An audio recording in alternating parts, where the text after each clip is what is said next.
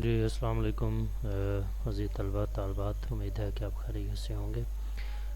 آج کا بیٹا ہمارا ٹاپک ہے جماعت نہم کی نظم نمبر 4 ہے، جس کا عنوان ہے پیوستہ رہ شجر سے امید بہار رکھ۔ یہ نظم علامہ محمد اقبال کی لکھی ہوئی ہے اور یہ ان کی اردو مجموعہ کلام بانگ درا سے ماخوذ ہے۔ اس نظم کا جو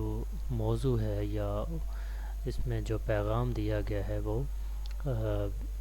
اتحاد اور اتفاق کا ہے، کیونکہ اقبال رحمۃ اللہ علیہ چاہتے تھے کہ مسلمان قوم جو ہے وہ باہمی اتحاد اور اتفاق سے رہے، اور یہی ان کا مطمع نظر تھا اور یہی ان کی چاہت تھی، یہی ان کی خواہش تھی، کیونکہ جب تک مسلمان جو ہے وہ باہمی اتحاد اور اتفاق سے رہتے تھے یا رہتے رہے تب تک وہ پوری دنیا پر چھائے رہے، لیکن جب سے ان کے درمیان جو ہے وہ نفاق اور باہمی چپکلش اور باہمی نفاق کی مرض جو ہے وہ ان کے درمیان پیدا ہوئی تو وہ بکھر گئے اور زوال پذیر ہوئے۔ تو اس پوری نظم میں جو ہے وہ انہوں نے مسلمانوں کو اتحاد اور اتفاق سے رہنے کا درس دیا ہے۔ تو نظم کو شروع کرنے سے پہلے ہم جو ہے وہ علامہ محمد اقبال کے جو ہے وہ حالات زندگی جو ہیں ان کو مختصراً بیان کریں گے، تاکہ امتحانی نقطہ نظر سے ان کے جو اہم نکات ہیں ان کے تعارف کے، ان کے حالات زندگی کے، وہ بھی آپ یاد کر سکیں۔ تو بڑھتے ہیں ان کے تعارف کی طرف۔ علامہ محمد اقبال 1877 کو سیالکوٹ میں پیدا ہوئے اور کشمیری خاندان سے تعلق تھا۔ کشمیر سے جو ہے وہ یہ ہجرت کر کے سیالکوٹ آئے۔ تو ان کے والد کا نام شیخ نور محمد تھا، والدہ کا نام امام بی بی تھا۔ ان کے والد بھی نہایت متقی، ایماندار اور شریف النفس دیندار انسان تھے، جبکہ والدہ جن کا نام امام بی بی تھا وہ بھی نہایت دیندار اور نیک خاتون تھیں۔ آپ رحمۃ اللہ علیہ نے اردو اور فارسی دونوں زبانوں میں شاعری کی اور شاعری سے مسلمانوں کو جگانے کا، خواب غفلت سے جگانے کا کام لیا۔ آپ کو شاعر مشرق اور حکیم الامت کہا جاتا ہے۔ آپ رحمۃ اللہ علیہ کی اردو تصانیف جو ہیں ان میں بانگ درا، بال جبریل، ضرب کلیم اور ارمغان حجاز کا کچھ حصہ اردو میں ہے۔ فارسی تصانیف میں پیام مشرق، زبور عجم، جاوید نامہ اور ارمغان حجاز، جبکہ آپ علامہ محمد اقبال نے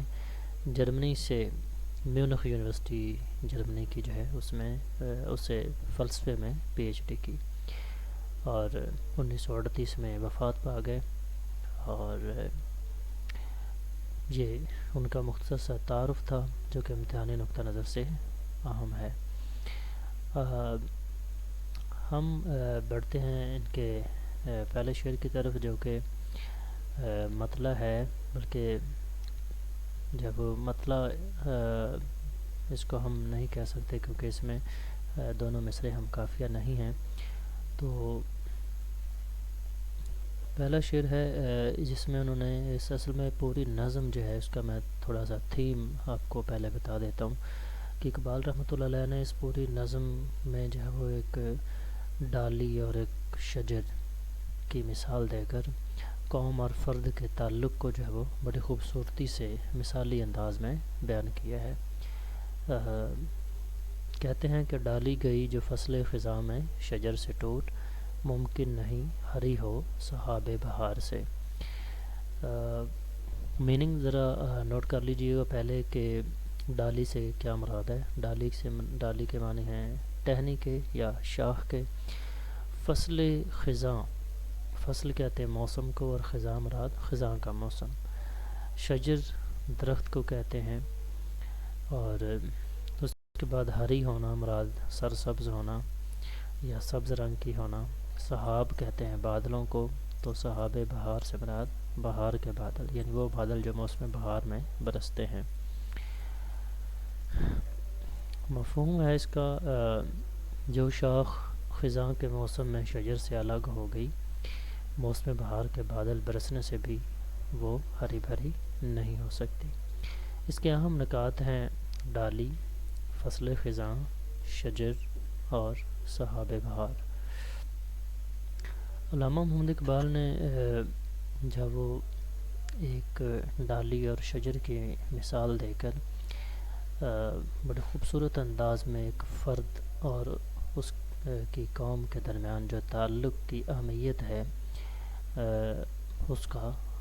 جب وہ مضمون اس میں بیان کیا ہے۔ اقبال رحمۃ اللہ علیہ کہتے ہیں کہ جس طرح ایک شاخ، ایک ٹہنی، اس کی ہریالی، اس کے سرسبز ہونے کا یا اس پر پھلوں پھولوں کے لگنے یا سرسبز پتوں کے لگنے کا انحصار اس بات پر ہوتا ہے کہ وہ خزاں کا موسم ہو یا بہار کا موسم ہو، وہ اپنے درخت کے ساتھ جڑی رہے۔ تو خزاں کے موسم میں اگرچہ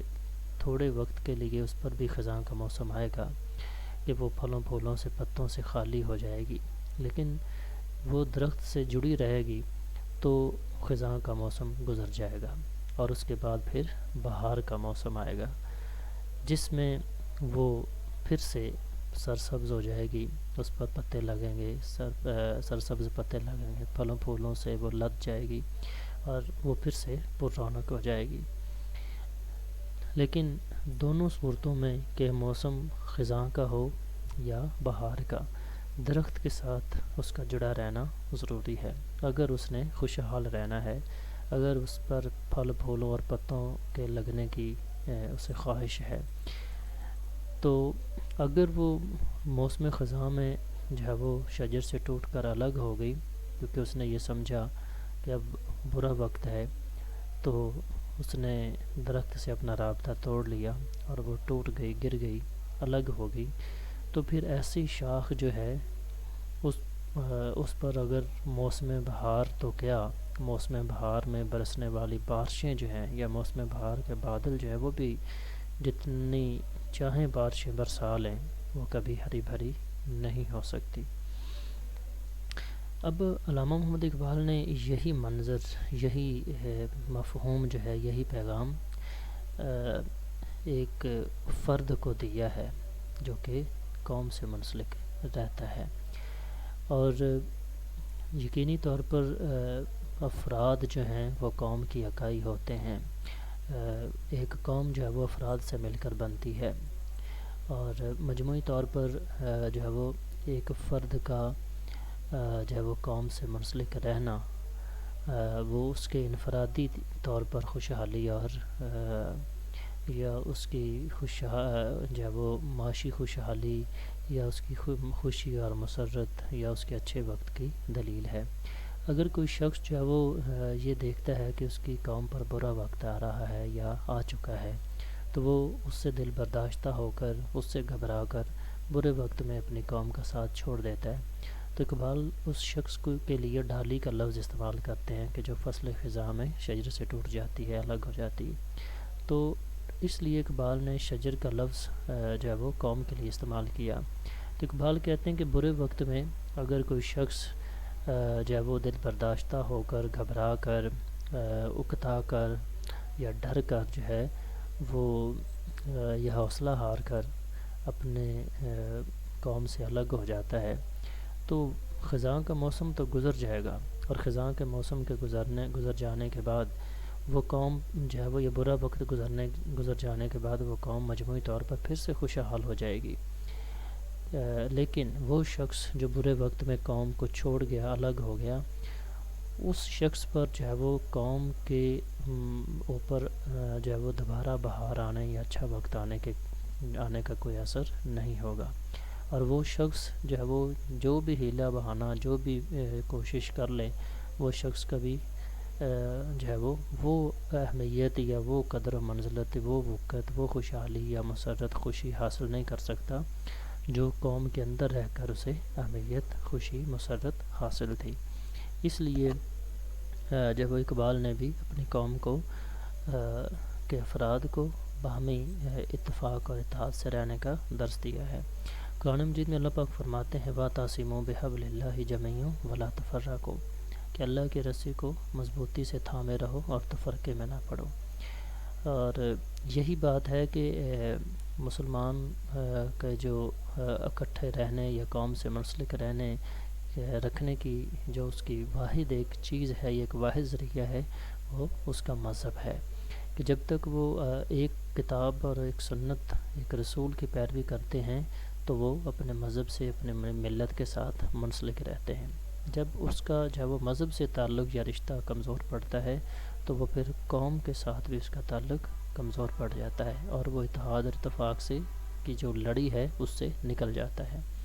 اقبال رحمۃ اللہ علیہ نے اسی بات کو ایک اور شعر میں بیان کیا تھا کہ فرد قائم ربط ملت سے ہے، تنہا کچھ نہیں، موج ہے دریا میں، بیرون دریا کچھ نہیں۔ اس پہلے شعر کے مفہوم کو یا اس کے تھیم کو سمجھنے کے لیے آپ ان جو ہے وہ تصاویر کو بھی اس تصاویر سے کا سہارا جو ہے وہ لے سکتے ہیں۔ ان تصاویر کو آپ جو ہے وہ اس سے اس کے شعر کے تھیم کو سمجھنے میں آپ کو زیادہ آسانی ہوگی۔ یہ ایک ٹہنی ہے جو کہ ایک تنے سے الگ ہو گئی۔ اب وقتی طور پر تو یہ اس کے اوپر پتے دکھائی دے رہے ہیں، لیکن جیسے جیسے وقت گزرتا چلا جائے گا اس کی حالت جو ہے وہ اس طرح ہو جائے گی۔ اس درخت کی حالت جو ہے وہ یا اس کے ساتھ لگی ہوئی ٹہنیاں جو ہیں وہ اس طرح بالکل خشک ہو جائیں گی، اور پھر پوری زندگی جو ہے وہ یہ بلکہ پوری زندگی کیا، آہستہ آہستہ جو ہے وہ اس کی زندگی ختم ہو جائے گی، اس کی اہمیت، اس کی قدر و منزلت، حتیٰ کہ اس کا نام و نشان تک جو ہے وہ مٹ جائے گا۔ پھر اس پر جو ہے وہ موسم بہار کے بادل جو ہیں وہ جتنی بھی بارشیں برسائیں یہ کبھی ہری بھری نہیں ہوگی۔ تو اس لیے اقبال نے جو ہے وہ اس ڈالی کی مثال دی ہے کہ جو موسم خزاں میں شجر سے الگ ہو جاتی ہے، پھر وہ بہار میں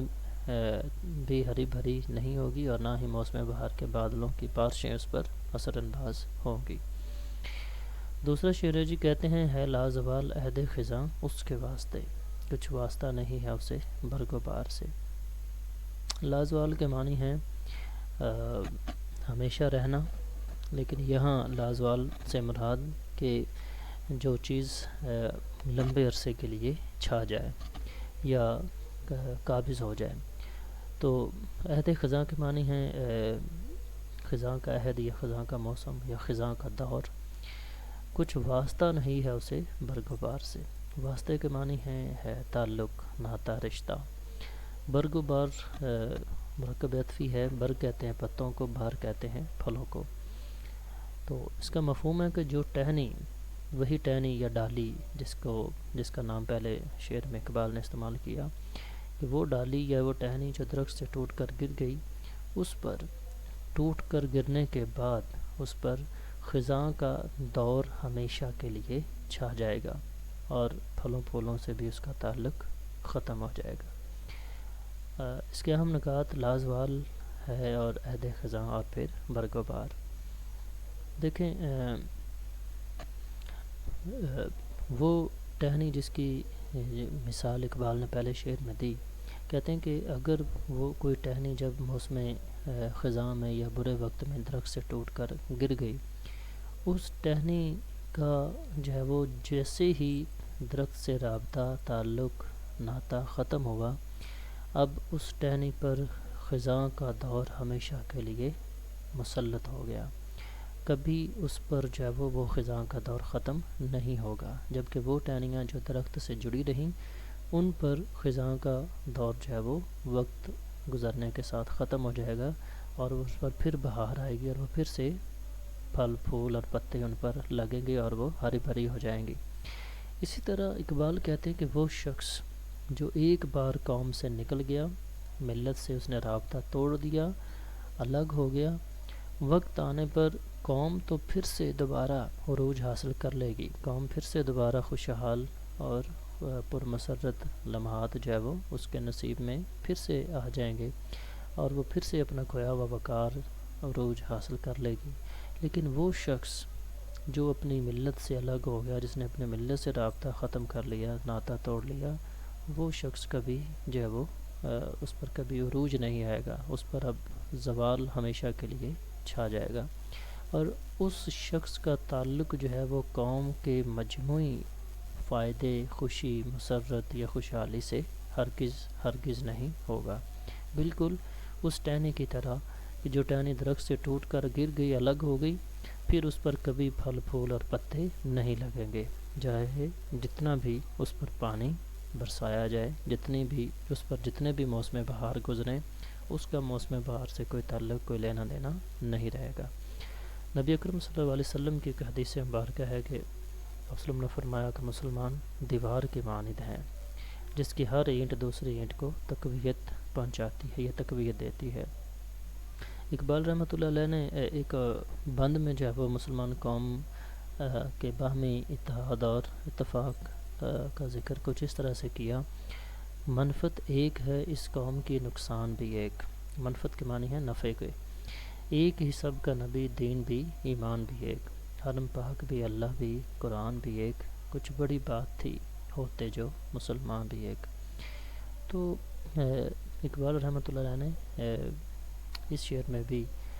ایک تنبیہ والا انداز اپناتے ہوئے، خبردار کرتے ہوئے مسلمان قوم کے فرد کو جو ہے وہ جھنجھوڑا ہے، اس کو متوجہ کیا ہے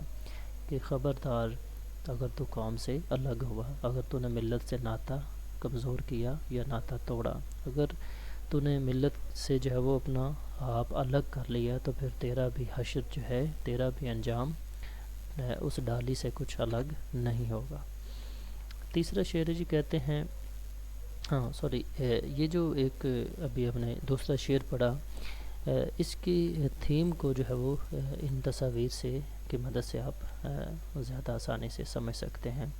کہ یہ جو ٹہنیاں آپ کو دکھائی دے رہی ہیں درختوں کی، ان پر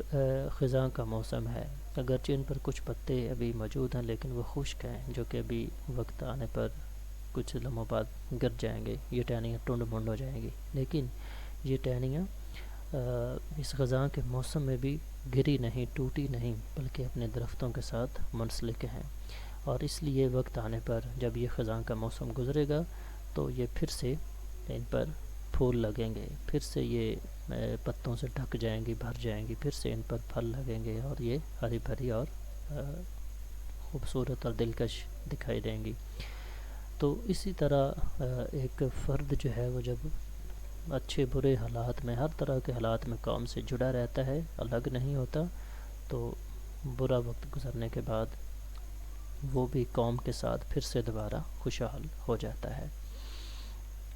تیسرا شعر جی کہتے ہیں، ہے تیرے گلستان میں بھی فصل خزاں کا دور، خالی ہے جیب گل زر کاملے عیار سے۔ یہاں اقبال پہلے دونوں اشعار میں مثالیں دے کر انہوں نے پہلے سمجھانے کی کوشش کی، اب وہ براہ راست مسلمان قوم کے یا کسی بھی قوم کے ایک فرد سے، خصوصاً مسلمان قوم کے فرد سے مخاطب ہیں، ان سے خطاب کر رہے ہیں، اسے متوجہ کر کے کہہ رہے ہیں کہ کیا تو نے کبھی غور کیا کہ تیرے گلستان جو ہے، گلستان کے معنی ہے باغ، فصل خزاں پھر دوبارہ ترکیب استعمال ہوئی ہے، فصل خزاں کے معنی ہے خزاں کا دور یا موسم، جیب گل، خالی ہے جیب گل، جیب کا معنی ویسے تو پاکٹ یا جیب ہوتا ہے، لیکن یہاں جیب گل سے مراد پھول کی جیب کہہ لیں یا پھول کا دامن۔ کس سے خالی ہے؟ زر کاملے عیار سے۔ زر جو ہے وہ ویسے سونے کو کہتے ہیں، کاملے عیار مراد خالص، تو خالص سونا کا لغوی معنی اس کے بنتے ہیں، لیکن اس سے مراد جو ہے وہ زردانے ہیں، پھول کے زردانے۔ اس کو ذرا سمجھنے کے لیے آپ جو ہے وہ یہ پھول کی ذہن میں رکھیے گا، یہ والی مثال جو ہے اس کو، کہ یہ پھول جو ہے اس کے اندر یہ آپ کو جو دکھائی دے رہے ہیں، یہ جہاں پہ کرسر جو ہے وہ آپ دیکھ رہے ہیں، یہ زر کامل عیار ہیں، ٹھیک ہے، یہ زردانے ہیں پھول کے، اور اس پورے پھول کی طاقت اور قوت جو ہے وہ ان زردانوں سے ہے، کیونکہ یہ جو یوں سمجھے کہ اقبال نے یہ پورا پھول جو ہے جو اس کو قوم کہا ہے، اور اس پھول کے اندر یہ جو زردانے ہیں یہ اس قوم کے افراد ہیں۔ جب تک یہ زردانے آپس میں اس طرح جڑے رہتے ہیں مضبوطی کے ساتھ، تب تک اس پورے پھول کی زندگی جو ہے وہ مستحکم رہتی ہے، یہ پھول جو ہے وہ طاقتور رہتا ہے، مستحکم رہتا ہے، مضبوط رہتا ہے۔ لیکن وقت گزرنے کے ساتھ ساتھ جیسے جیسے یہ پھول کے اندر یہ جو زردانے ہیں، یہ گولڈن رنگ کے، سنہری رنگ کے، یہ جیسے جیسے الگ ہوتے چلے جاتے ہیں، آہستہ آہستہ پھول کی ہستی جب وہ بکھرنا شروع ہو جاتی ہے، اس کی پتیاں گرتی ہیں، پتیوں کے گرنے کے بعد آہستہ آہستہ یہ زردانے الگ ہو جاتے ہیں، اور ایک وقت آتا ہے کہ پھول کی ہستی ختم ہو جاتی ہے۔ اسی طرح اقبال رحمۃ اللہ علیہ نے بھی اس شعر میں جو ہے وہ یہی مفہوم جو ہے وہ بیان کیا ہے کہ اے مسلمان، مفہوم ہے تیرے گلستان پر بھی خزاں کا دور آیا ہوا ہے، اور اس کی وجہ ہے کہ پھولوں کے دامن جو ہیں وہ خالص سونے سے یعنی زردانوں سے خالی ہو چکے ہیں۔ اس میں تیرے سے مراد ڈائریکٹلی براہ راست وہ مسلمان قوم کے فرد سے مخاطب ہیں۔ گلستان کا لفظ اس نے قوم کے لیے استعمال کیا ہے۔ فصل خزاں کی ترکیب برے وقت کے لیے، زوال کے لیے استعمال کی ہے۔ اقبال نے جو وہ ایک مثال دیتے ہوئے مسلمان قوم کو مخاطب کرتے ہوئے کہا ہے کہ اے مسلمان، تو نے کیا کبھی غور کیا ہے کہ تیرے باغ پر، تیری گلستان پر یہ خزاں کا دور کیوں آیا ہوا ہے جو ختم ہونے کا نام نہیں لے رہا؟ کیا تو نے کبھی دیکھا کہ تیرے باغ کے اندر جو ہے وہ یہ خزاں کا دور اتنے لمبے عرصے سے کیوں چل رہا ہے اور آیا کیوں ہے؟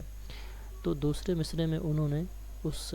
کی وجہ بھی بتا دی کہ خزاں کا دور کیوں آیا ہے مسلمان کے باغ پر۔ کہتے ہیں کہ اس باغ کے اندر کھلے ہوئے جو پھول ہیں وہ زردانوں سے خالی ہو چکے ہیں، یعنی وہ زردانے جو پھول کی طاقت اور قوت ہوتے ہیں وہ پھول ان زردانوں سے خالی ہو چکے ہیں۔ اب پھولوں کا زردانوں سے خالی ہونا، اس سے مراد یہ ہے کہ مسلمان قوم کے جو افراد ہیں ان کے درمیان باہمی اتحاد اور اتفاق باقی نہیں رہا، ان کے اندر باہمی نفرت، باہمی نفاق، باہمی چپکلش، حسد، کینہ، بغض، باہمی جو ہے وہ جو اس طرح کی چیزیں ہیں وہ پیدا ہو چکی ہیں، جنہوں نے ان کے درمیان اتحاد، اتفاق، محبت اور پیار جو ہے وہ ختم کر دیا ہے۔ یہی بات ہے کہ اب وہ زردانوں کی طرح اکٹھے ہونے کی بجائے الگ الگ ہیں، اور اس قوم پر زوال آنے کا سبب اور وجہ بھی یہی ہے کہ اس قوم کے افراد نے ایک دوسرے سے مل جل کر رہنا چھوڑ دیا ہے۔ تو یہ اہم نکات تھے جس کا اقبال رحمۃ اللہ علیہ نے بڑی خوبصورتی کے ساتھ ایک درد مندانہ جو ہے وہ لہجے میں ذکر کیا۔ اقبال جو ہے وہ اسی مفہوم کو جو ہے وہ ایک اور شعر میں بیان کرتے ہیں، کہتے ہیں دامن دی ہاتھ سے چھوٹا تو جمعیت کہاں، اور جمعیت ہوئی رخصت تو ملت بھی گئی۔ دیکھیں، میں نے پہلے مصرعے میں بھی، پہلے شعر میں بات کی کہ مسلمان قوم کے باہمی اتحاد اور اتفاق کا جو واحد ذریعہ ہے وہ دین ہے، مذہب ہے۔ اگر وہ مذہب کے ساتھ منسلک رہیں گے، جتنا مذہب کے ساتھ ان کا تعلق مضبوط ہوگا، اسی قدر ان کے درمیان جمعیت، اکٹھ، اتحاد اور اتفاق رہے گا۔ اور اگر انہوں نے دین کو ہی کمزور کر دیا، جس طرح کہ آج کل ہے، جس طرح کہ آج مسلمان جو ہے وہ نام کے مسلمان ہیں، دین کے ساتھ ان کا تعلق ایک عارضی اور مصروعی نوعیت کا ہے، اور یہی بات ہے کہ دنیا کے لالچ، طمع، ہوس جو ہے وہ ان کے اندر زیادہ ہے۔ ہر شخص صرف اپنی ذات کی حد تک سوچتا ہے، ملت، قوم کا کچھ نہیں سوچتا، کوئی بھی نہیں سوچتا۔ یہی بات ہے کہ وہ آپس کی زندگی جی رہے ہیں، صرف ذاتی مفاد کی زندگی جی رہے ہیں، اور اس وجہ سے ان کے درمیان باہمی محبت اور جو ہے وہ پیار کی کمی ہے، اتحاد اور اتفاق کی کمی ہے، اور یہی وجہ ہے کہ قوم جو ہے وہ زوال پذیر ہے، وہ ابھی تک اپنا کھویا ہوا وقار پھر سے حاصل نہیں کر سکی، وہ دنیا کی تمام اقوام کی نظر میں آج ذلیل و خوار اور حقیر سمجھی جاتی ہے۔ اس لیے اقبال کہتے تھے کہ ایک ہو مسلم حرم کی پاسبانی کے لیے، نیل کے ساحل سے لے کر تاب خاک کاشگر۔ تو اس شعر کے مفہوم یا اس کے تھیم کو جو ہے وہ ان تصاویر کی مدد سے بھی سمجھا جا سکتا ہے کہ اقبال نے جو ہے وہ مسلمان قوم کے افراد کو مخاطب کر کے کہا کہ تیرے باغ پر خزاں کا دور آیا ہوا ہے، کیا تو نے کبھی توجہ کی ہے، کیا تو نے کبھی غور کیا ہے کہ اس باغ پر یہ خزاں کا موسم کیوں ہے؟ اس کے اندر لگے ہوئے جو پھول ہیں وہ جو پودے ہیں وہ ٹنڈ منڈ کیوں ہیں، وہ پتوں سے پھلوں پھولوں سے خالی کیوں ہیں، اور یہ خزاں کا موسم ختم ہونے کا نام کیوں نہیں لے رہا۔ پھر انہوں نے پھول کی مثال دی کہ جس پھول کے جو زردانے ہیں وہ پھول جو ہیں وہ زردانوں سے خالی ہو چکے ہیں، اور یہی وہ وجہ ہے کہ تیری قوم جو ہے وہ زوال پذیر ہے، اور اس کو کمزور، ناتوانا اور کم تر سمجھتے ہوئے پوری دنیا کی جو استعماری طاقتیں اور قوتیں ہیں وہ اس کو جو ہے وہ مزید توڑنے میں، اس کو بکھیرنے میں، اور اس کو ذلیل و رسوا کرنے اور اس کو تباہ کرنے کے در پہ ہیں۔ یہی وجہ ہے کہ تیری قوم جو ہے وہ ٹھوکریں کھا رہی ہے اور اس کا کوئی پرسان حال نہیں ہے۔ چوتھے شعر کی طرف چلتے ہیں جی۔ کہتے ہیں جو نغمہ زن تھے خلوت اوراق میں طیور، رخصت ہوئے تیرے شجر سایہ دار سے۔ نغمہ زن کا مطلب ہے جی گیت گانا۔ خلوت اوراق پتوں کی تنہائی میں، خلوت کہتے ہیں تنہائی کو، اور راک معنی ورق کی جمع ہے یعنی پتے، طیور کے معنی ہے پرندے۔ رخصت ہوئے یعنی چلے گئے، کہاں سے؟ شجر سایہ دار سے، یعنی سایہ دار درخت سے۔ مفہوم ہے کہ سایہ دار درختوں کے پتوں میں بیٹھ کر جو پرندے گیت گایا کرتے تھے وہ پرندے باغ سے اب رخصت ہو چکے ہیں۔ عام نکات ہیں نغمہ زن، خلوت اوراق، طیور، شجر سایہ دار، اور یہ اہم نکات تھے۔ اس میں اب طیور کا جو لفظ ہے بطور استعارہ استعمال کیا ہے ان عظیم رہنماؤں کے لیے جو کبھی قوم کے پاس موجود تھے، یہ قوم کے اندر موجود تھے، قوم کے رہنمائیوں نے ان کی رہنمائی قوم کو حاصل تھی۔ اور شجر سایہ دار کا لفظ ملت اسلامیہ کے لیے، قوم کے لیے استعمال کیا گیا جب قوم خوشحال تھی۔ تو اقبال کہتے ہیں کہ اے مسلمان، کیا تو نے کبھی غور کیا کہ تیری قوم کے اندر جو، یعنی ایک باغ کی شکل میں پہلے اس کو ہم بیان کرتے ہیں کہ اقبال کہتے ہیں کہ کیا تو نے کبھی غور کیا کہ تیری باغ کے اندر اگے ہوئے جو سایہ دار درخت تھے ان پر کبھی پرندے جو ہے وہ ان کے پتوں میں چھپ کر، ان کے پتوں کے سائے میں بیٹھ کر خوشی کے نغمے گاتے تھے، گیت گاتے تھے۔ وہ پرندے جو ہے وہ رخصت ہو چکے ہیں۔ تمہیں پتہ ہے کہ وہ کہاں گئے، وہ کیوں رخصت ہوئے؟ اس کی ان کے چلے جانے کی، ان درختوں سے اڑ جانے کی، یا ان درختوں کو چھوڑ کر رخصت ہو جانے کی وجہ کیا ہے؟ تو اصل میں یہاں بھی وہ مسلمان قوم کے افراد کو مخاطب کر رہے ہیں، انہیں متوجہ کر رہے ہیں کہ یا تو نے کبھی غور کیا کہ تیرے شجر سایہ دار پر جو پرندے کبھی خوشی کے گیت گاتے تھے، چہچہاتے تھے، جس کی وجہ سے تیرے درختوں پر جو ہے وہ سایہ دار درختوں پر رونق تھی، وہ ختم ہو گئی۔ تو یہاں طیور سے مراد اقبال نے رہنما لیے ہیں، جس پہ قائد اعظم علامہ محمد اقبال، سر سید احمد خان، مولانا ظفر علی خان، اس کے بعد حسرت مہانی، چودھری رحمت علی، اس طرح کے مطلب جتنے بھی رہنما تھے، یہ جب تک قوم کے اندر موجود تھے انہوں نے جو ہے وہ قوم کے جو مسائل تھے، قوم کی سچی خیر خواہی اور ہمدردی اور رہنمائی کی۔ تو کہتے ہیں کہ کیا تو نے کبھی غور کیا کہ تیری جو ہے وہ درخت، سایہ دار درختوں پر جو پرندے چہچہاتے تھے، گیت گاتے تھے، وہ کیوں رخصت ہوئے؟ تو وہ تیرے درخت کو چھوڑ کر کیوں چلے گئے؟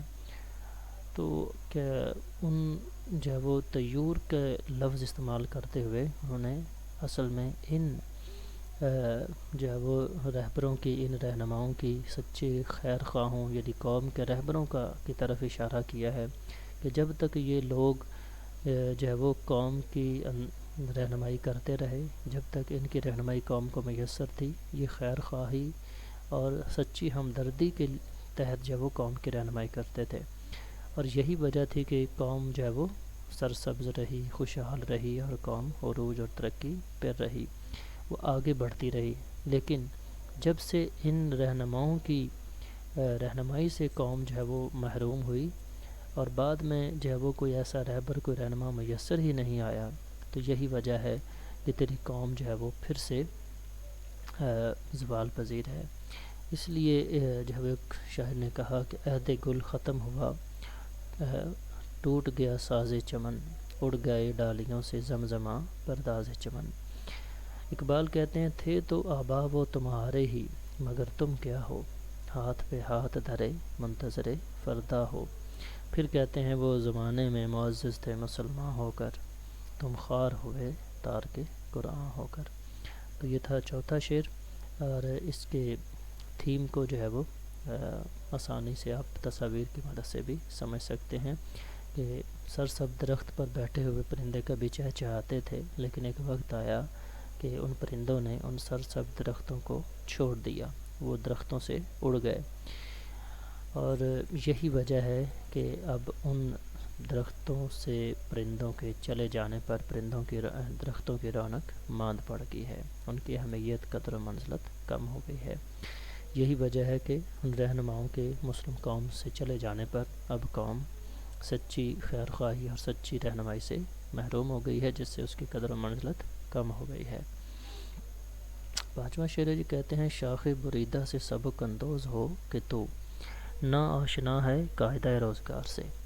شاخ بریدہ سے مراد ٹوٹی ہوئی شاخ، پرانی شاخ، سبک اندوز ہونا، سبق حاصل کرنا، نا آشنا کے معنی ہیں نا واقف،